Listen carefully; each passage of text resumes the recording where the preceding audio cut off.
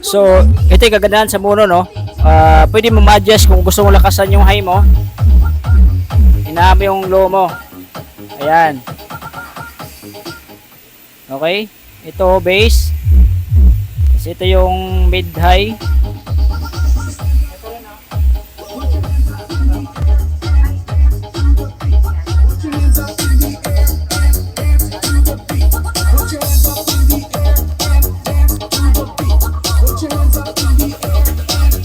So, ayos.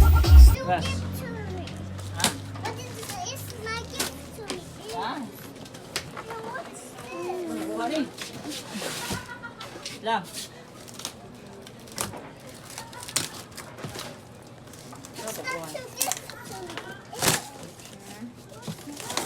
Ang kamot gakatol. may background. Grabe.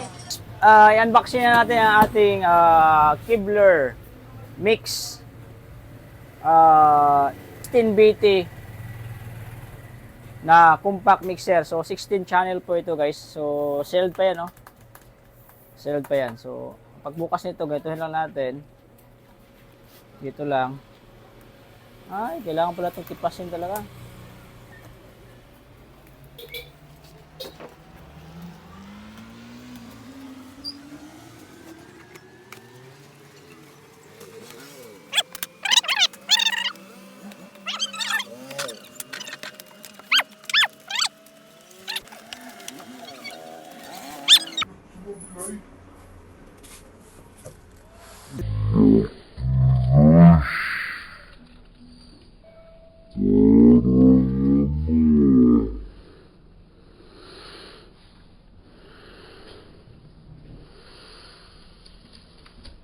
Oh my God, mapilitan ako makabili nito ng Toro case.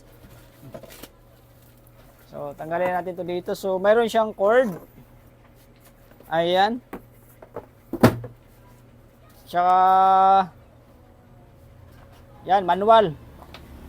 So, dito natin ito ilalagay. Yeah. Aba, mas malapad pa siya sa power amp natin, ah. Ayan, so mayroon tayong yung 8 channel, bininta natin to. So nag-upgrade tayo, pinalitan natin ito.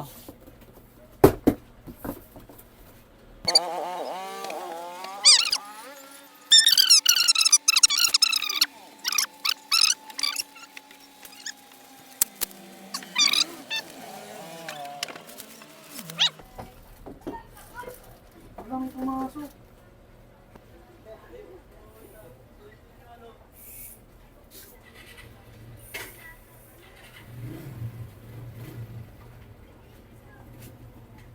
So ito na yung itsura ng ating mixer, Mix 16BT, no? Ayan, so saksak na natin to, iuuna natin. Dami yung So ang purpose talaga nito, guys, para pag may full band setup tayo, alam mo, ito yung microphone natin 4. As 1, 2, 3, 4, 5, 6, 7, 8, yung 8 na tira, doon na yan sa band. So imposible kung kukulangin pa yan. So kung talagang marami pang isaksak, kung nabitin pa ulit kayo, di mag 20 channel kayo or 32 channel. Itong 16 channel ay sapat na to, guys. Makapagpatugtog na kayo nito ng maayos. So, saksak muna natin, no? Ayan.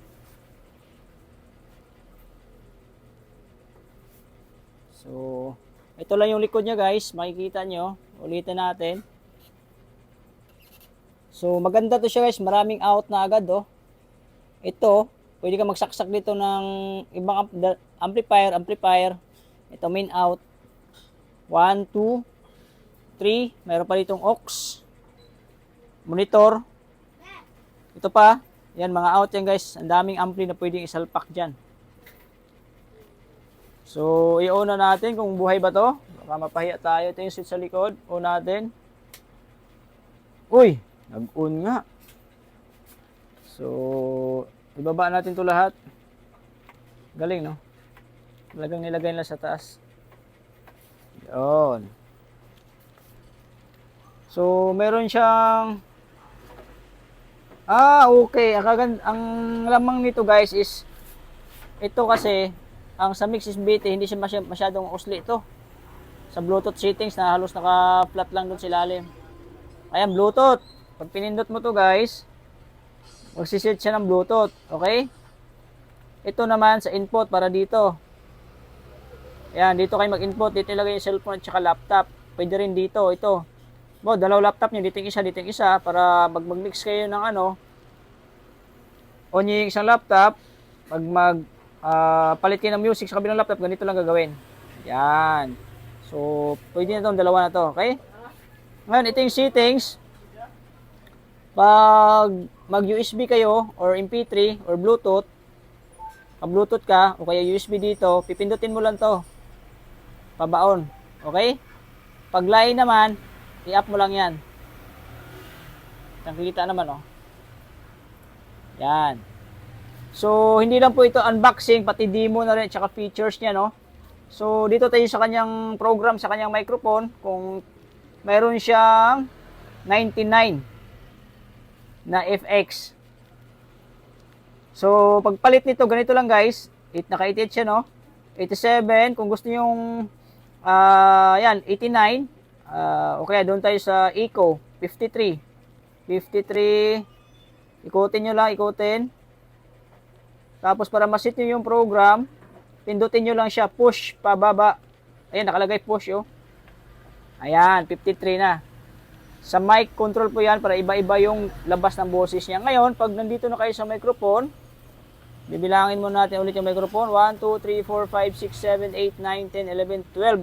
Input ng microphone, no? Yan po yung balance. Balance po yan. At ito po yung unbalance. Okay? So, mas maganda gamitin yung balance, guys. Mas malakas yung headroom kasi nitong Kevlar na to ay sobrang lakas. Maganda siya pang mic. Kahit naka-off tong gain niya, guys. Ako, guys, ino-off po talaga lahat ng gain na yan. Yan. Nagbuboss lang ako ng gain sa mic ng Kevlar na to. Sa MX8BT ko dati. Pag malayo yung microphone sa speaker, pero pag malapit, i-off nyo lang to guys, malakas pa rin yan kasi may volume naman dito yan guys, oh. Tapos doon na rin kayo magko-control sa drive ng microphone. May volume naman doon, so doon na kayo magko-control. Ngayon, paano i-fix yung program dito, Eco, na gamit ito? So, ang gagawin nyo, halimbawa dito kayo nag-connect, ito yung controller guys sa FX para gumana. Okay? Yan yung adjustin nyo para magbabounce yung Eco, magbabago. At hindi lang yan, bukod dyan, kailangan nyo rin itong pindutin. Ito rin yung isang controller sa FX. Ito, isa rin yan. So, tatlo na. 1, 2, 3. Okay? So, ito yan, lahat yan, iisa lang ang function yan. Sa FX yan, okay? Gets nyo ba lahat yan? Ngayon, para magbago siya guys, yung FF, kailangan nyo itong i-push. Kasi pag naka-off yan, walang effect yan lahat. Kahit anong pihit nyo dyan, i-push nyo to para maramdaman nyo yung pagbabago. Okay? So, madalas na ginagamit ko dyan, hanggang 10 lang ako para hindi kayo bounce back.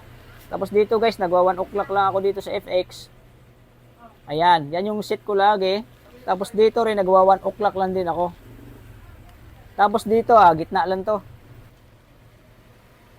So, next, ano ba tayo?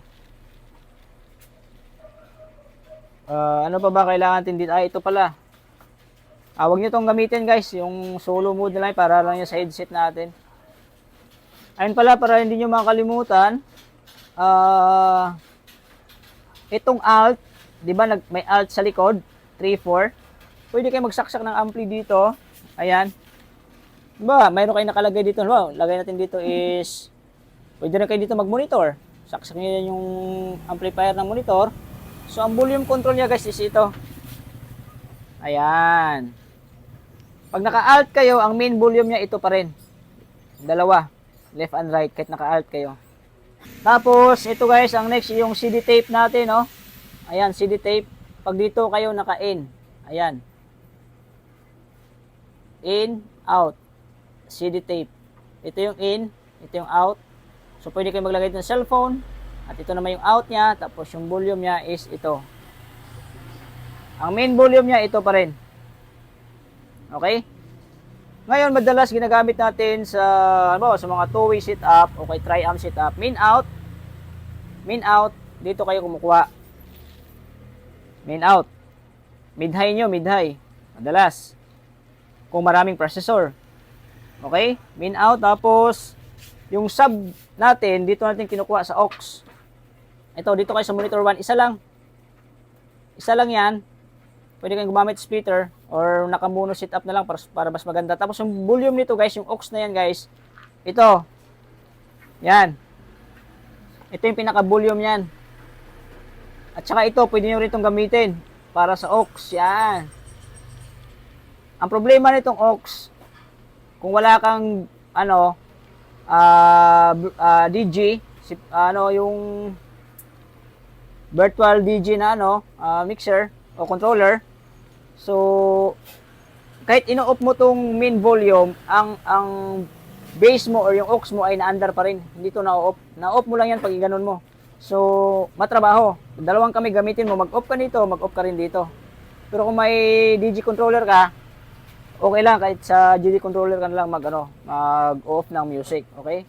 So ito naman ginagawa ko lagi kasi nga tri-amp setup ako, dito ako nagko-connect. Ngayon pag yung processor nyo naman is dalawa lang, isang crossover, isang mixer, so no choice ka, dito na tayo kukuha sa main out, dito sa main out kasi mas malakas kasi bato nito eh. So yung crossover na lang magdadala, maghiwalay doon sa low, mid at saka high. So isang volume lang. Ito, hindi na nyo ito gamitin yung aux nyo. Ayos. Ano pa bang kailangan natin i-demo dito guys? Repeat. Phantom. Ito guys, yung phantom, huwag yung gamitin yan ha. Masisira yung cellphone nyo yan. Ginagamit lang tong phantom power doon sa yung nakikita nyo yung mga meeting sa isang conference room na may gamit na mic na parang na nakaganon letter L. Ayun ba, ganun lang patusok. Yon, kailangan mo ng phantom power yon. Pero hindi ito kailangan talaga gamitin. Pinapatay lang yan siya. Kasi nakakasira yan ng gadget. 48 volts kasi yan. Pang boost lang yan doon sa mic na yung ginagamit madalas sa simbahan. Tapos yung nakita yung mga mic sa Senado, yan, phantom power, gagamitin nyo dyan. Alt 3, 4. Ano pa ba kailangan natin? Basta itong 12 naman to, yung function nito guys, labo na. Yan. Pare-parehas lang yan. Pare-parehas lang yan sila. Hanggang 12. Tapos, ayan pala. Pag gumagamit kayo ng mixer na to guys, gitna nyo lang lahat yan. Huwag na kayong mag-boost dito. Huwag na. Kasi ma-over volume lang, ma-over gain lang, kaya nababasag yung boses. Huwag na kayong magbawas dyan. Doon na kayo mag-a-adjust sa processor. Ngayon, magigain na naman kayo sa mic kung kinakailangan. Pero hanggang gitna lang, huwag nang wag mag-gain naman kayo dyan, adjust naman kayo dito bawas. Ganun din. Madalas ginagamit ang gain pag mono ang gagawin mo. Dito, saksak mic, gamitin mo tong gain. Kasi walang boost to eh. Pero pag dito ka sa balance, kahit wala lang gain guys, malakas. Yun ang kagandahan ni Kevlar. Okay? Aux, FX, sa mic lagi yan. Itong fan, gitna nyo lang yan. Yan, naka-off lang yan, naka-off lang, off lang yan lahat. Tapos ito, yan, binalik ko na sa normal. Okay? So, try daw nating pandarin ba kung maandar. So, ipapakita ko lang pala sa inyo yung gamit ko lagi. Ito lagi ang ginagamit ko. So, shout out dyan sa Ayan, hindi to sponsor. Binton ang brand nito kasi ito maganda talaga to. Ang dulo niyan guys, pang cellphone ito. Ayan, pero bumili din ako ng Binton na sound card. Kasi maganda pag may sound card ka, maganda palo ng bass. Bayong bayo. Kasi minsan yung laptop kasi nasisira yung nun eh. So, ginawa ko to para sa laptop, yun ang binili. Kasi may mic siya. Sinadya ko rin yung may mic na yan guys. Kasi may tinatawag tayo ng auto-tune. Auto-tune setup na ginagamit ng mga rapper, di ba? Rapper. So, may auto-tune. Yun ay inaaral natin. Ituturo ko rin sa inyo dito pag nakuha natin yung auto-tune na yun na sobrang ganda ng boses. So, kailangan natin ito. Dito idadaan yung microphone. So, hindi ko pa nasisit up yan. Pero maaaralin natin yan. Abangan nyo lang sa aking YouTube channel. Ayan. Hanapin natin yung Kevlar, ayan na. So, connected na agad. So, nakaano tayo, two-way setup tayo ngayon. Mamaya ko na ipaliwanag sa inyo, patunog muna tayo kung under ba to.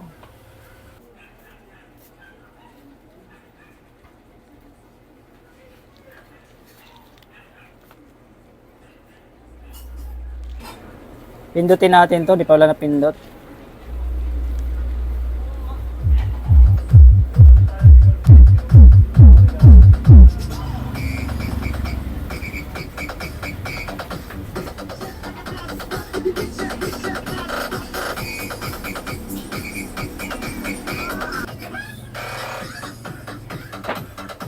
Ay, mahina lang yan guys kasi gabi na. So ito, hiniwalay ko to, no? Ito, mono sit up lang to. Ginawa ko tong base. Yan.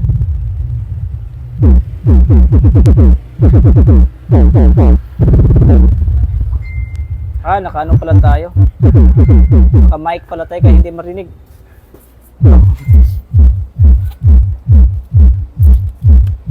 Ayan, yan yung base natin. Tapos ito yung mid natin.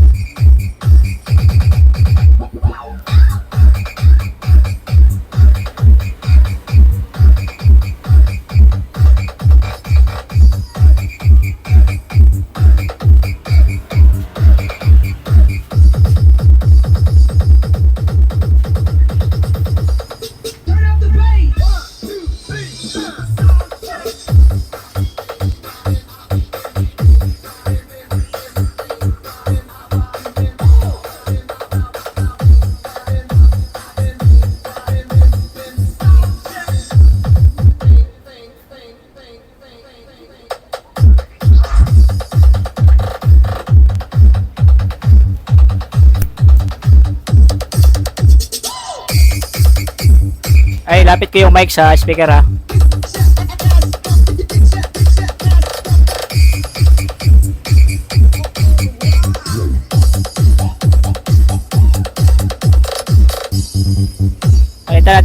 Palitan. Ayan.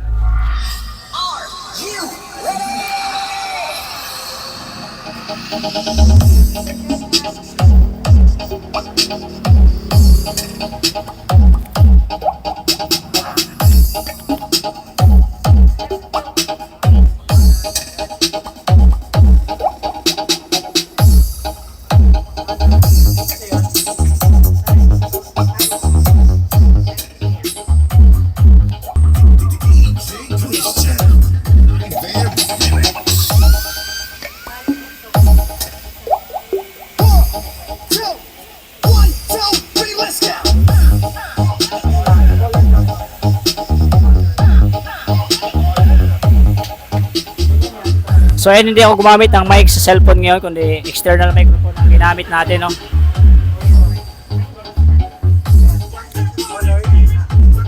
So ito yung mic na ginamit natin.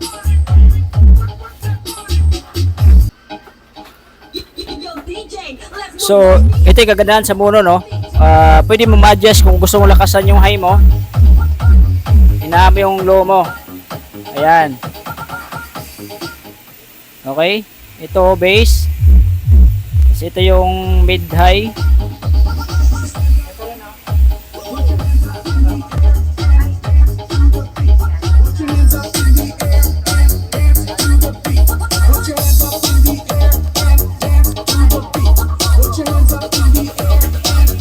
So, ayos.